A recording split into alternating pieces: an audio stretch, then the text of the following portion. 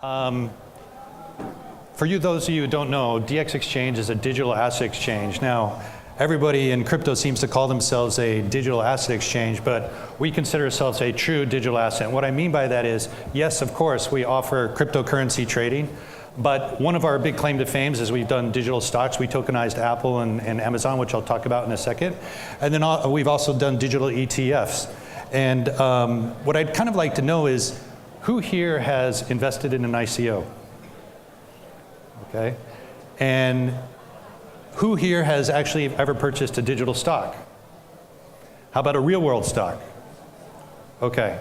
So one of the things that we were able to do is, through our regulations, we're EU regulated. Our matching engine technology is built on NASDAQ. We partner with Bloomberg through their media. So we're based out of the EU, but we can accept Asian clients. We don't accept US clients, unfortunately, not right now. But what we've done is we've been able to actually tokenize Apple and Amazon and Google and a number of ETFs that are out there like QQQ or SPY. And we've done this so that there's two big advantages that happens. Is one is you can now trade 24/7 on these, and two, you can actually do fractions of stocks. And what does the fraction of stocks mean to you? Well, think about it from the third world kind of point of view. So like in Indonesia, for example, in Indonesia, they're the third largest of Facebook users, but stock ownership is practically zero. There's two reasons for that. One, it's really hard for them to get an account or on board. And number two is they maybe can't afford $140, $160 stock.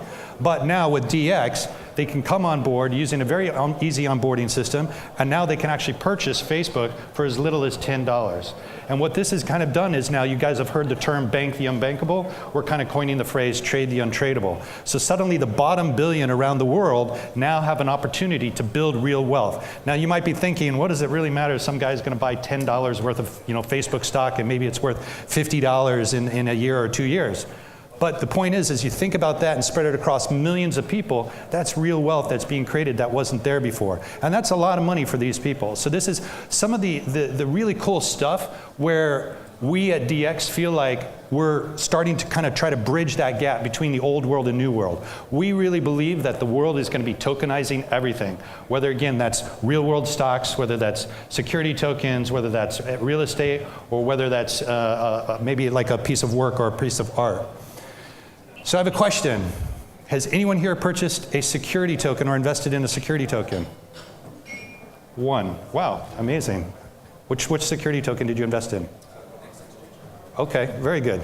All right, surprising. Usually I get no one, but again, that's one person here that's invested in a security token.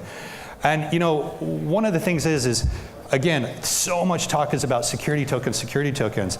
And the thing that I find that's hard even for myself or the investors that I speak to is, what they're afraid of is, where is the liquidity going to come from, right? And yes, there's companies like T0 and Open Finance that are trying to do some things, but really when you look at it, the user experience isn't so great. But at DX, being this digital asset exchange, I'm basically proud to announce today that now we will be launching security token trading for secondary market on the exchange.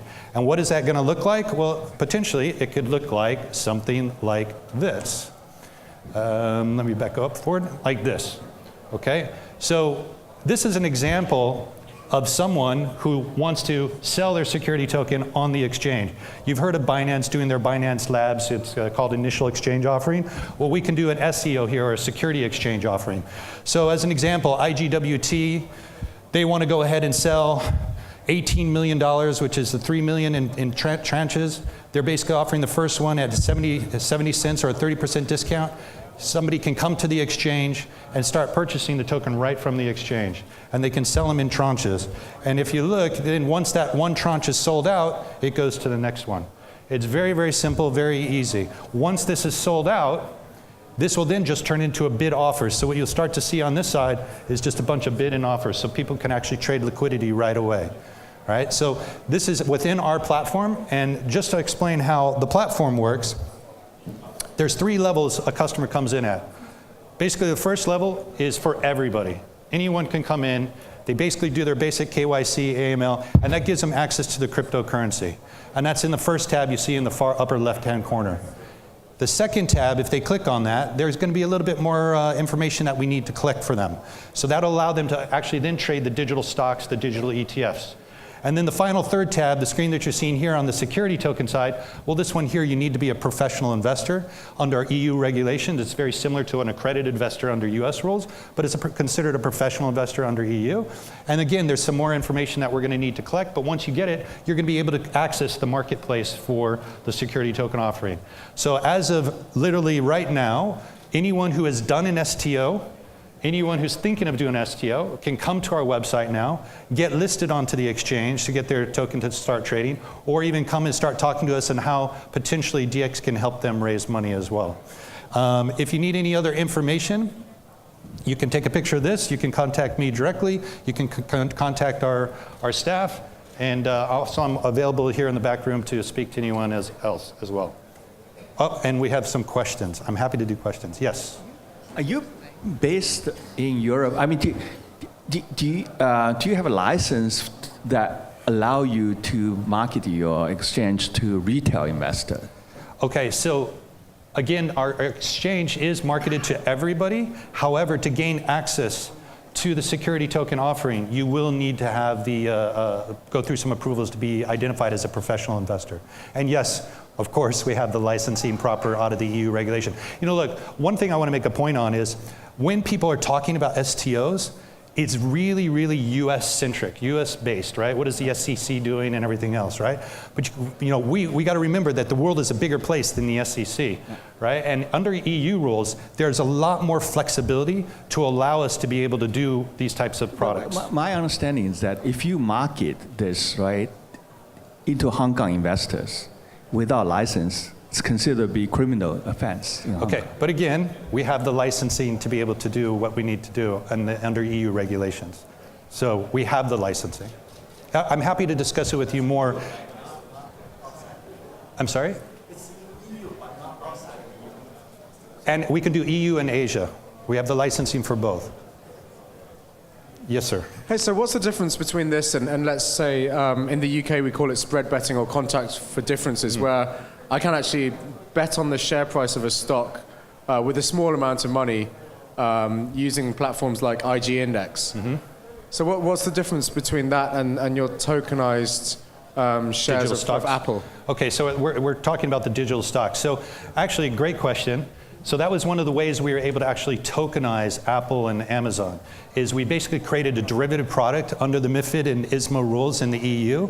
So it's very similar to a CFD, okay? I came from that industry, and that's how I was able to think, you know, how do we get this 1 foot in and 1 foot out? When we actually announced it in January, everybody was calling it an STO, but actually it wasn't. You know, we didn't even say that it was an STO. It's actually a derivative product. But what's really great about it is the regulatory body that we did this under, which is CISIC in the EU, they really love this product better than a CFD. Because if you know on a CFD side, number one, it's leveraged product, ours is not. And number two is there's all these interest and carrying charges being able to have underneath it. Ours acts more like a stable coin. Each share of Apple that is purchased as a digital share is backed by a real world share. And if a fraction of a share is purchased, the market maker will round up and buy a whole share. And all the shares are basically audited by KPMG and to make sure that every share is backed up for each token. Okay? Yep, right here. I have actually two questions. One is, how are you solving the MiFID problem, so for your investors? And the second one would be, how are you handling the prospectus of the STO tokens offerings? I didn't hear the first part. The MiFID classification of your investors. The MiFID? I'm sorry, MiFID? I can't hear the first part. Institutional investors? No, so as an investor who goes in the space, you have in Europe, you have the MiFID profile. So yes. Certain investment products are not allowed for every investor. So the question is, how are you categorizing your users in regard to the MiFID regulation? Right, okay. So as I mentioned, to answer your first part, is when you click on in the tab, the security tokens, a pop-up comes up, and basically we have to qualify you through collecting more information, understanding who you are you a professional trader, and these are based exactly questions from that MiFID II regulation. If you don't pass, you don't get access, okay? You have to pass to be able to get access to the security token marketplace. In terms of your second question, which was? The prospectus. Okay. Once you do gain access to the marketplace, if I go back real quick, if you notice here, call it white paper, offering, everything is right here for the investor. So they'll be able to see all the information that's built around that security token. So they'll have whether access to the prospectus, the white paper, the team, all the information that's required for them that they need to understand, is this a good investment for them or not? Okay? Yep, in the back. Hello. Thank you for your presentation. I just want to ask, are you ready to list STOs now, or what is your time frame for that? No, we're ready to start today. Excellent. Right now, 10 minutes ago. Superb. Any more? This is great. I didn't know that people were going to ask questions. This is good. Over here. It's the last show of the day, so we got to get this out of our system. Thanks, lovely presentation. So is this only for equity-based STOs or for other financial instruments as well?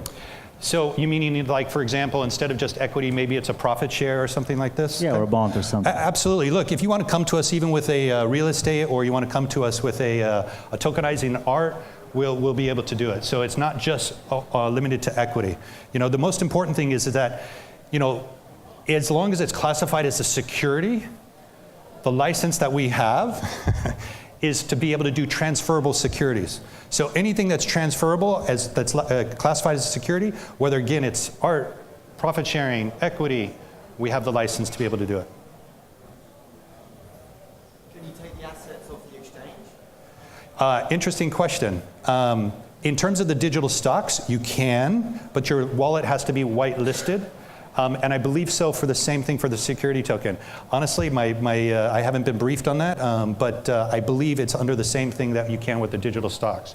And just, we should maybe consider BlockPass to make sure. Anyone else? They keep trying to cut me off, but I'm happy to talk to you guys. Does everybody understand, by the way, the whitelisted, what that means?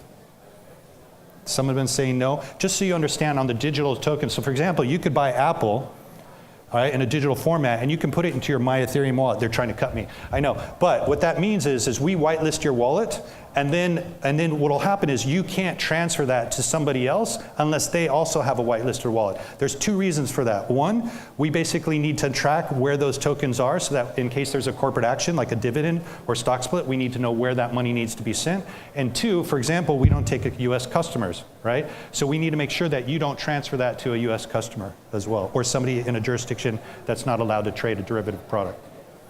All right, look, I'm going to be in the back room. If anybody else has any other questions, I'm happy to talk to you. Happy to talk to you about more regulation if need be. But thank you very much, everybody.